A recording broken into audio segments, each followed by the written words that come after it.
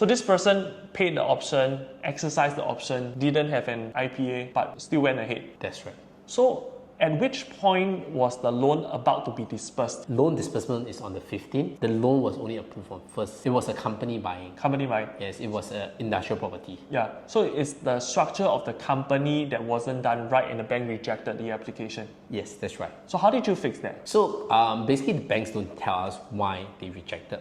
They won't tell you. They won't tell you a reason. They will just tell, hey, we are not going through. And we try to study the company again. What's so different from this company with the rest of companies we have done before? Oh, okay. So we realized that for this particular company is that they have 2 directors, Okay. but only 1 shareholder.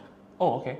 We also happen to know that when we ask more questions to the client, is there a particular reason you have 2 directors and 1 shareholder? Oh. And they share with us, the other director doesn't want to have the TDSR commitment. Thinking, okay, so we are guessing that they might have other properties on hand. Okay. And that might be one of the reasons that the banks are not comfortable, so on and so forth. So we decided that why not we tweak a bit on the structure, and we went for a second bank. Okay. Yeah. And they approved the loan. Yes, we kind of went for more than 1 bank. After the first round was rejected, I was very concerned because I haven't had a case rejected before by a bank because of a structure. Because usually the banks will reject your loan application as long as you have an income and you don't have bad debt. Most banks will grant you a loan. So it's this is the first case I ever encountered that the banks rejected the loan. Okay. So I was very surprised. So that's why I was like trying to find out more on kind of what happened, any litigation that I'm not aware of, because that are the things that were potentially the banks will reject, or do you have a bankruptcy that I'm not aware of. So the client said no, nothing. So that's where we finalized to look at the structure. That was actually causing the roadblock. This person bought the industrial property. So is it because they attended a course and then they felt that industrial property is a good investment? I would say yes, because based on the conversation with the client, we kind of did this group of investors or people who attended courses before. They will have some knowledge, and the way they engage with us, we find that they are from a similar group. So the knowledge that they have received from the course is not complete, because if it was, then the transaction would have went through successfully and all that kind of stuff. Yeah, because I think the courses, they provide knowledge, but not technical. Not on the technical parts. They don't cover bank loans, how does bank loan works. So that's probably the missing link on the course. But overall, I think that exercising an OTP without bank loan it's a no-go for sure. Yeah. Okay. Yeah. So this property has a 7% yield.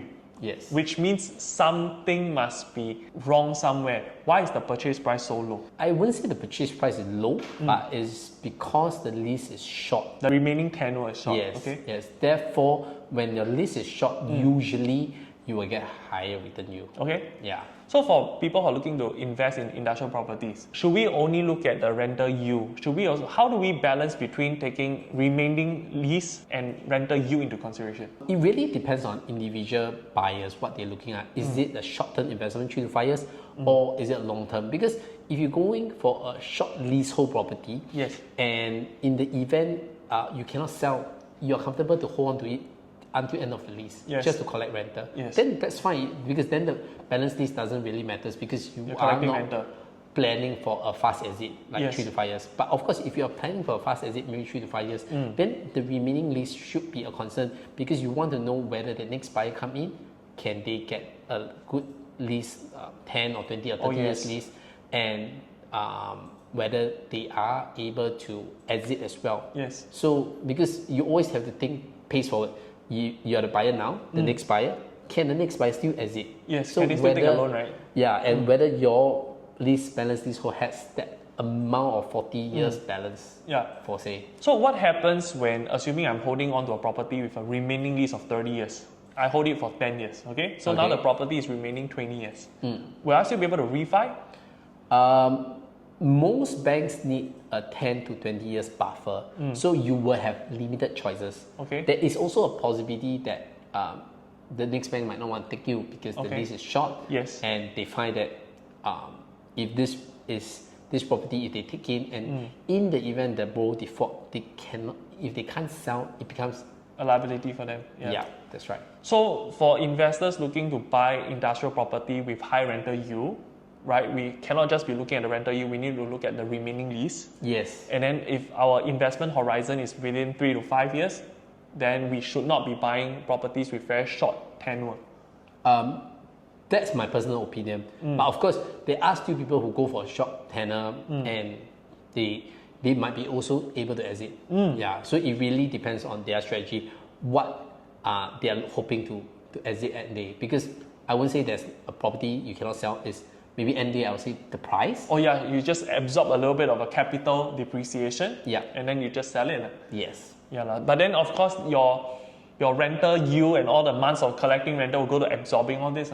And these are things that people don't really see. Correct. It's only when you are at that phase. Because you can't really predict what will happen 3 years down the road or 5 years down the road, whether industrial will still be doing well or commercial will be still doing well, what's the kind of supply and demand. Because if in the next 2 or 3 years there's going to be a lot of new industrials coming up and supplies ramp up, rental will go down. Correct. So that will also have an impact to you investing on commercial industrial. So just be cautious when you buy a property. You need to prepare yourself that you are able to hold, even without a rental, you're able to service the loan. Stay tuned to part 2. We're going to talk about some of the things you can do to get a higher loan amount if you're looking to buy a property.